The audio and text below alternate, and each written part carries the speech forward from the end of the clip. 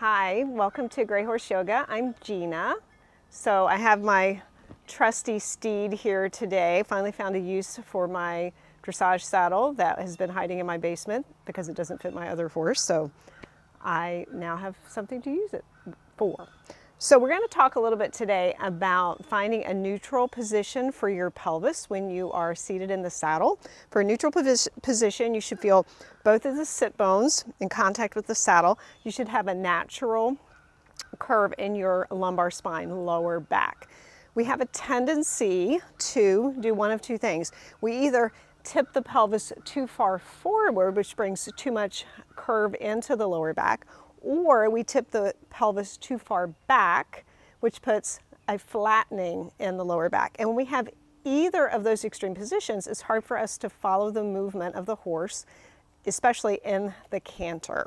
So to find a neutral pelvis, we're going to place our hands right at the rim of the pelvis. So you feel the two bones at the front of your pelvis. And if you take the thumbs around to the back, the pelvis is shaped similar to a bowl.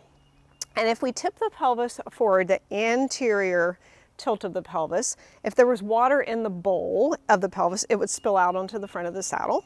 And if we tip the pelvis back, posterior tilt, if there was water in the bowl, it would spill out onto the back of the saddle.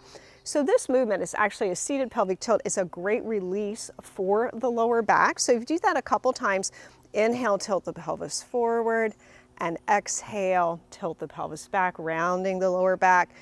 Again, a great release and great stretch for the lower back, but not something that we want to have an excess of one way or the other when we're in the saddle. So as you do this movement, if you slowly begin to make the movement smaller and smaller, forward and back, until you find that balance point on your seat bones.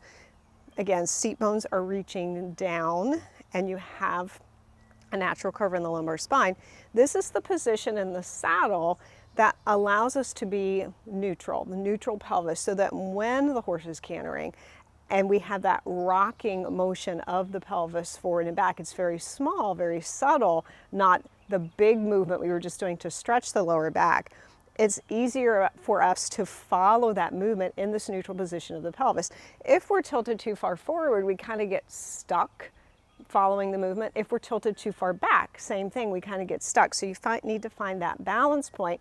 So when the horse moves in the canter motion, you can follow, and again, it's very subtle. A lot of times when you see somebody really sitting and following the motion of the canter, it doesn't look like they're moving at all. And it's because their pelvis is very gently and not very, again, not a big movement, following the movement of the horse.